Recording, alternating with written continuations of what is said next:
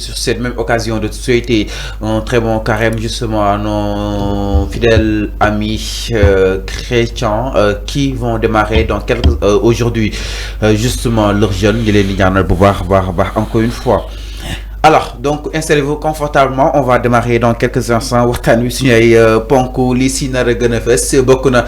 si li nga xam ne que moo di mbiru Assane Diouf ak ki nga xam ne que moo di Abdoulaye Ndiaye te yi nag mooy seenu atte des na ko daal di faram-fàccee si kanamu yoon ak wàllu yoonal ginnaaw rek acte bi nga xam ni itam procureur yëkki na ko daal di koy jëmale si ñoom kaddu yi nga xam itam dañ ko daal di yëkki daal di koy jëmale si ki nga xam ne que moo di Ousmane Sonko cette personne d'Ousmane Sonko la général taxaw seetlu par rapport ak li nga xam ne que moo di attaques yi comment est-ce que ñu daal di koy war a mën a punir si kanam yoon ak wàllu ki yoonal la den daal di kii itam par rapport ak li nga xam ne que moo di justement mbiru ki nga xam ne que moo di Macky Sall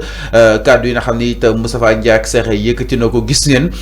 mu jur benn ko tollé et que ñu nekk si parti bi foofu si daan Pastef ñu si daal di ànd ak moom bu baax a baax loolu duñu jot est-ce que ni Macky Sall ñi ngi nekk si tànk pour daal di koy woowaat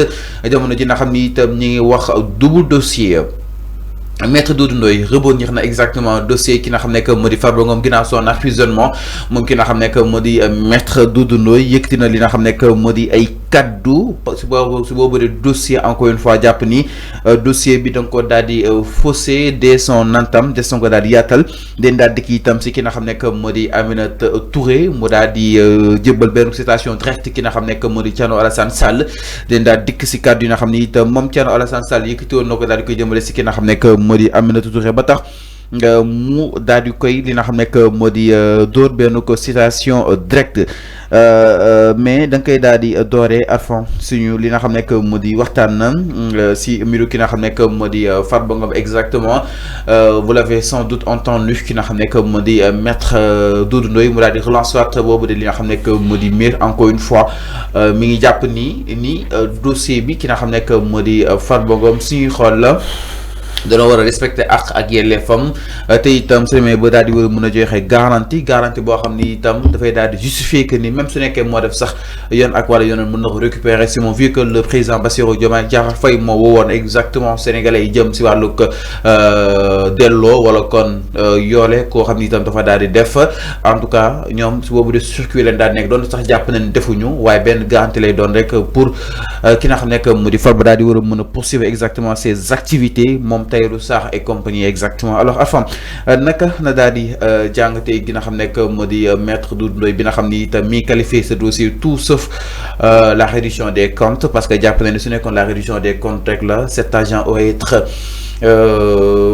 prendre par li nga xam ne que moo di justement le juge exactement. Oui Fallou, merci beaucoup pour la question. Maître Doudou Ndoye, je crois que je l'ai écouté hier par le biais de nos confrères de ITV. Donc mu toog fa développer lu muy développer c'est tout à fait normal. Il a parlé au nom de cet avocat de Farba Ngom qu'il est. Donc mu développer défendre ce dossier-là sur le plateau de ITV, c'est tout à fait normal. Avocat bu mu doon te Farba nekk client am moo Maître Doudou Ndoye bu naree wax comme lu mu wax démb exactement lay wax. Man jàpp ma ni que dina wax leneen loo xamante ne lu bokkul ak lu mu wax démb. Parce que c'est dans l'ordre normal des choses, c'est naturel. Alors maay ñëw bul yàkkamti boo nekkee avocat ngay défendre un client boo amee sortie médiatique bi ngay def wala buñ la invité ci ay émission li ngay def tout da ngay def un prolongement le prolongement du dossier donte doo wax dans le fond du dossier mais boo taxawee ci émission bi da ngay def tout pour won l'opinion ni que sa client bu ñu arrêté wala bu ñu mandat de dépôt mooy teguñu ko ci yoon mooy maanaam ils ont bafoué certains de ses droits ou bien yoon lu mu war a def comme liggéey depuis ci la procédure du dossier mooy yoon daf ko salfaañe loolu la Maître Doudou Ndoye wax exactement sans génn ci virgule moo tax ma ne la c'est dans l'ordre normal des choses parce que il est avocat à Farba Ngom. Alors su ma ñëwee ci lu mu wax il faut ngeen xam ni chaque jour ma wax ko fii man nee naa la Farba Ngom c'est le seul député ba ñuy juger wala bu ñuy convoquer ñu def autant de temps ci moom donte autant de temps pour dindi benn simple mbalaanam kiraayam on a fait plus de 2 mois. Voilà, 1 mois et quelques jours. Il est le seul depuis 1960. Demande nga laaj expert yi ñi xam politique. Farba Ngom, il est le seul depuis 1960 qui un député bu ñuy simi mbalaanul kiiraayam, ça fait autant de temps. Ça a pris beaucoup de temps. Tu sais pourquoi on l'a fait? La 15e législature, boo gisee mu jël tellement de temps sur la procédure de levée de l'immunité parlementaire du député Mohamedou Ngom di Farba, c'est pour ne pas que suba ay nit taxaw di naan dañoo salfaañee ak ay ak yelleef Farba. Moo tax l'Assemblée nationale par le biais du bureau de l'Assemblée nationale, commencer d'abord par le président de l'Assemblée nationale qui est Malick Ndiaye, transférer le dossier au bureau de l'Assemblée nationale. Le bureau de l'Assemblée nationale def liggéey bu am solo ba pare transférer ce dossier là à la commission ad hoc. Dama lay jox circuit par circuit pour ngeen xam ni maître Doudou Ndoye lu mu wax démb donte màgg la màgg moom kenn du ko génne, mais il faut que ñun tamit ñu waxal sénégalais pour ñu comprendre ni que lii moo am. Donc la procédure de levée de l'immunité parlementaire de Farba a été respectée à la lettre. Tu vois même des députés qui sont membres de la commission des lois, comme Maître Abdoulaye Tine, mi taxaw publiquement dîner sénégalais, en commençant par Mom Abdoulaye Tine, qui est le président de la commission des lois, il dit aux Sénégalais, man je ferai tout, ba ñu respecter les droits de Farba. Et que ça soit Moudon Farba, Abdoulaye Tal, voilà, c'est pas Tine, Abdoulaye Tal. Alors, man Abdoulaye Tal, je ferai tout pour que député bu ñuy simi malaanal kiiraayam ñu respecter ses droits à la lettre, que ça soit mu doon Farba, que ça soit mu doon Mademba, que ça soit mu doon Massamba, que ça soit mu doon Bolo, que ça soit mu doon Kirikou. Il a employé ces mêmes mots, moom lay employé textuellement ici, pour ñu respecter ses droits en étant le président de la commission des lois. Alors ba ñu paree Assemblée nationale fallu ñu convoqué Farba. Mënoon nañ ko convoquer brutalement parce que c'est la logique des choses, c'est dans la logique. Mais defuñu ko. Lan la ñuy def mandat de comparution. Même si mandat de comparution bi ñu bari dañoo jàpp ni que déedéet waruñu dem ci mandat de comparution parce que Farba convoqué wuñu ko en premier mu bañ balaa ñuy wax mandat de comparution. Loolu tamit il y a une nuance. Ñi ñu ngi lëndëmal xel sénégalais. Le pôle financier judiciaire, c'est un tribunal de privilège bi atte ay délits financiers. Moo tax ñu tuddee ko le pôle financier judiciaire. C'est pas un tribunal bi atte les droits communs. Il faut que ñi def la part des choses. Moo tax le retour à l'orthodoxie dafa important. Pour ñi comprendre fallu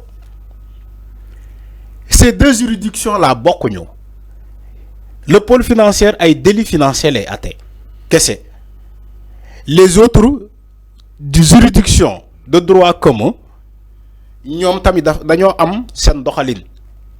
même si ñoom ñëpp dañuy respecter le code de procédure pénale. Okay. Alors bu ñu defee Farba le mandat de comparution mu jëlee ko au niveau de la DIC, on a voulu parler aux Sénégalais ni que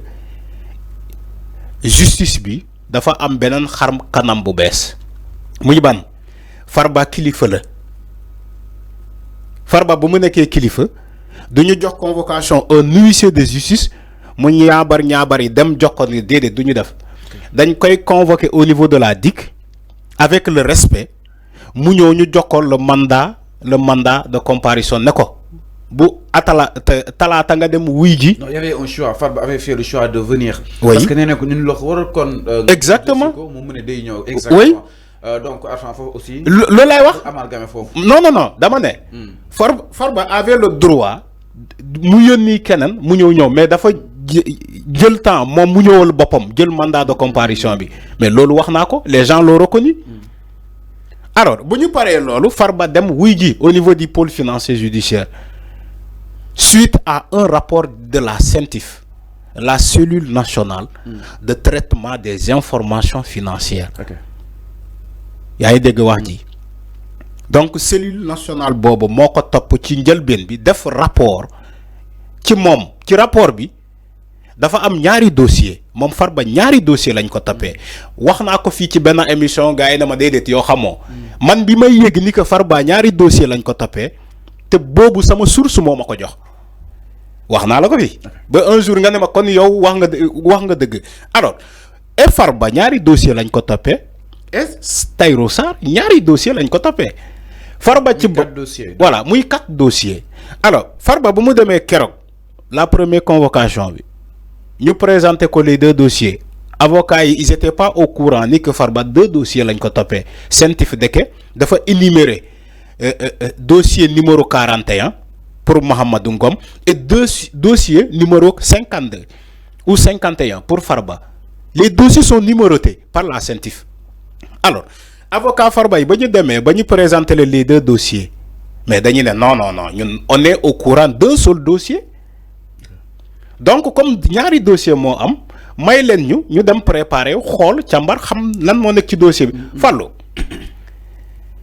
ba léegi moment bi may def les faits là di revenir sur les faits sénégalais yi ñuy seetaan xam nañu que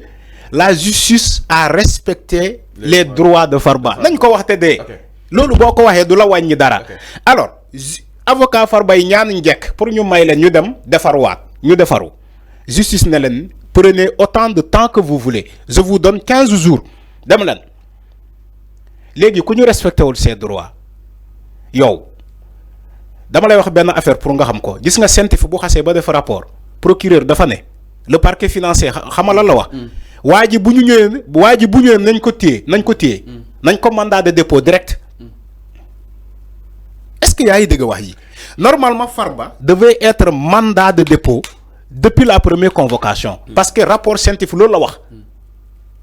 waa ji bu ñëwee téye leen ko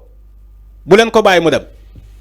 moo tax procureur doon sàkku ci njëlbeen bi nañu mandat de dépôt et Farba Ngom et Tahirou Sarr mais les juges d'instruction le collège des juges d'instruction defuñu topp ñu bëgg procureur parquet financier bi dañoo may avocat Farba yi ne leen voilà jël leen 15 jours ngeen dem ñëwaat mën na jàpp donc dossier foofu maintenant bu fekkee maître Doudou Ndoye wax na ay waxam démb franchement ça va poser problème alors ba tey fi deseni exactement léegi itam du côté de la régie justement ginnaaw Abass Fall daal di ñëwaatee si dossier bi tolluwaay